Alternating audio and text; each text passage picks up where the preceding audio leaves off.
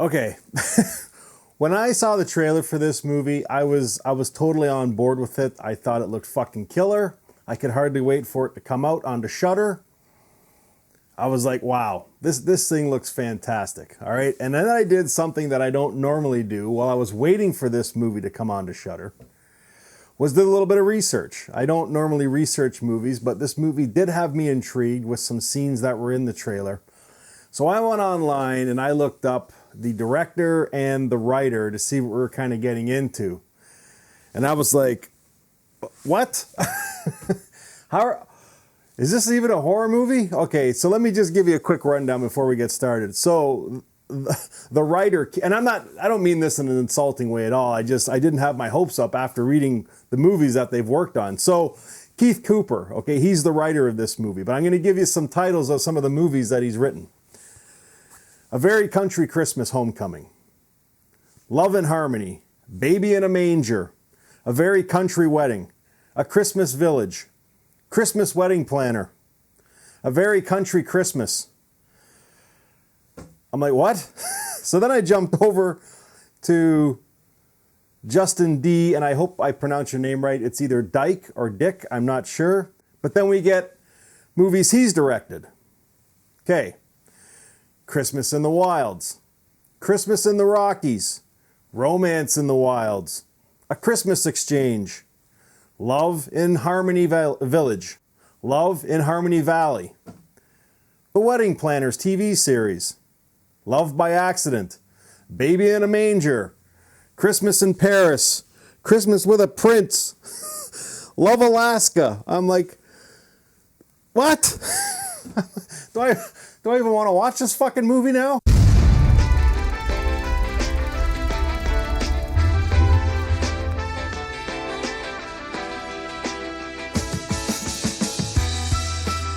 Hey guys, welcome to Happy Wax TV. And okay, rest assured, and listen, I'm not knocking these guys for the movies that they normally do. I mean, I'm sure they're fantastic movies and they have a huge following, but I mean, you don't really look for directors and writers who primarily do like romance movies and romance TV shows and Christmas movies. As much as I love fucking Christmas movies, you don't normally look to this style of direction and writing to give you a fucking banging horror movie. But that's what we got here with Anything for Jackson. I thought this movie, it's not a great movie, but it's a damn good movie. And I'll let you know why in a minute, but God damn, this movie, it blew me away really, just because after reading, I thought there's no way these guys are going to pull it off. But I mean, they kept it simple.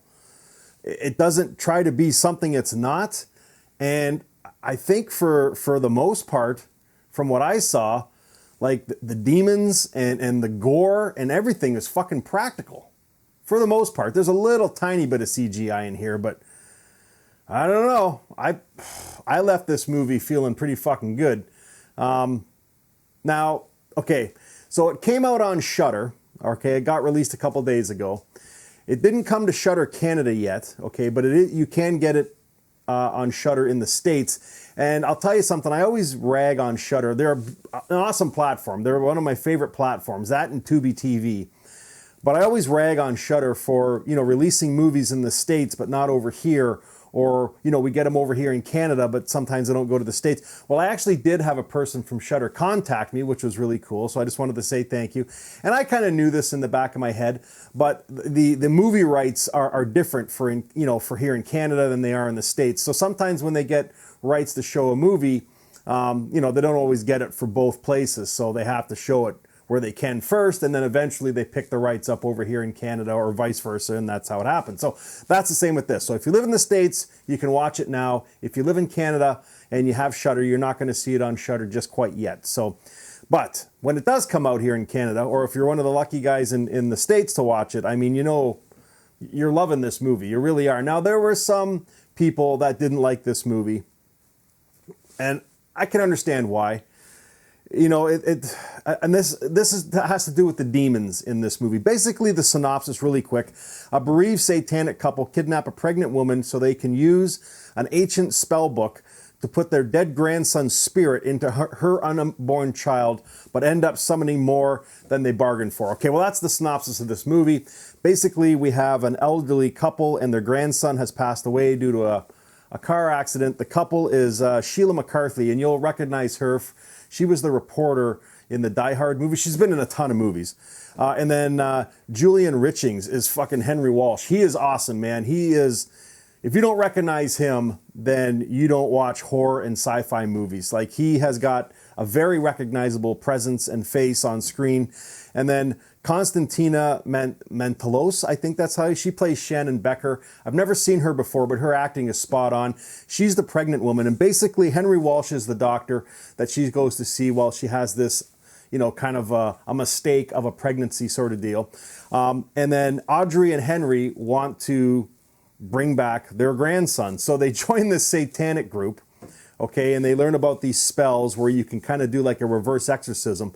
So they have this plan where they're going to kidnap, you know, like a pregnant woman, this being Shannon Becker, who's a patient of Henry Walsh, take her back to her house, and then, you know, before she gives birth of her own baby, you know, do this reverse exorcism through satanic ritual, and then put Jackson, their grandson, in the belly of Shannon, and then when she gives birth, it'll be Jackson again.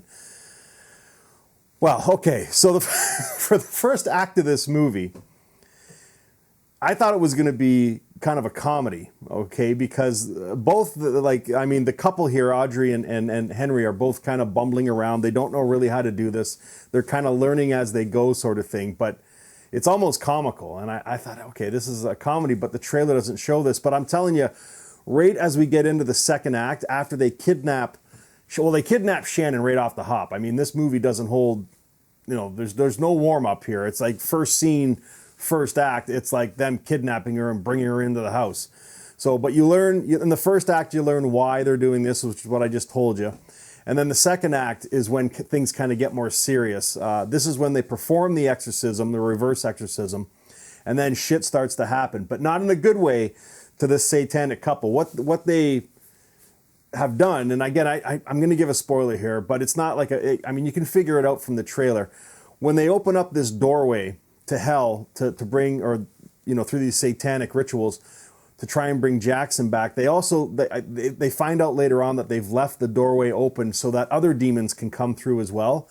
And they not only haunt Shannon, but they also haunt this couple.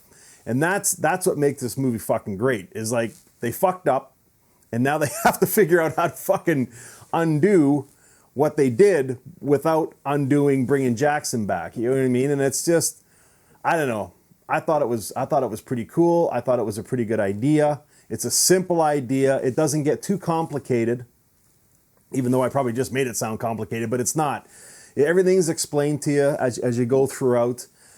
And I really did, I'll tell you something too, and this is what I was getting about why people may not like this movie. I mean, you know, you can pick apart any fucking movie if you're, you know, anal and live in your mom's basement and that's all you fucking do. I read some idiots' reviews on IMDb that were giving this a 1. I think it was Donut Digger or whatever his name. Like, this guy, you go look at his reviews he does. I don't think he gives a good review for any fucking movie. But, I mean, take it for a grain of salt. Like, not everyone's going to like this movie.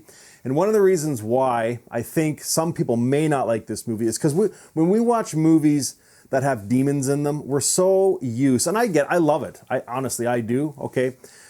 But we're so used to seeing these demons as these, you know, these slimy, horned, fucking twitching fucking creatures, you know, that are sometimes practical, a lot of times CGI'd to make them look even more demonic, if you know what I'm saying. It's just over the top. And that's what people have come to see, is over the top, you know, and we kind of get this a little bit in this movie, but it's all practical.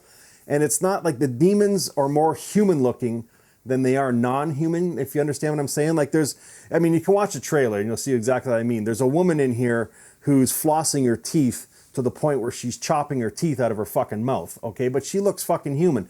There's another woman that kind of haunts Shannon in this, or another guy, a demon that comes out that haunts Shannon. And I mean, it's amazing that they found this guy. I don't know if they got him from Cirque du Soleil or where, but he's a contortionist, and the way he can move his body, is fucking phenomenal. And he's got a simple bag over his head with some like sharp teeth. It's just, the way they've done him up is really cool. And what I'm getting at is the demons in this movie are more human looking than they are kind of demonic looking, which is why, and this, again, this isn't a big budget movie either, right? So, but they kept it all practical, which I could not fucking believe the way this one demon moves. But it's just him, and it was awesome. So, yeah, I don't know, guys. Like, I did like this movie. I didn't love it, but I really did like it, and it kept my interest for the entire runtime. And again, this is all due to the fact that it's got good pacing, it's got good acting, and it's not overly long. It's only an hour and a half. But I'll tell you that the three, the main actors in this movie, which were Sheila McCarthy, Julian Richings, and Constantine Mantolos, were fucking fantastic. And they carried this fucking movie, and they made it good. I mean, yes, the direction and the writing is good too, but it's a simple story. There's a little bit of gore in this movie too. There's two scenes, and they're, the snowplow or the snowblower scene. I knew it was coming, but it was nice how they kind of went like a little more over the top with the blood and the gore and the guck coming out. So I don't know, guys. I like this movie. To give it a rating, probably give it a really strong 6.5.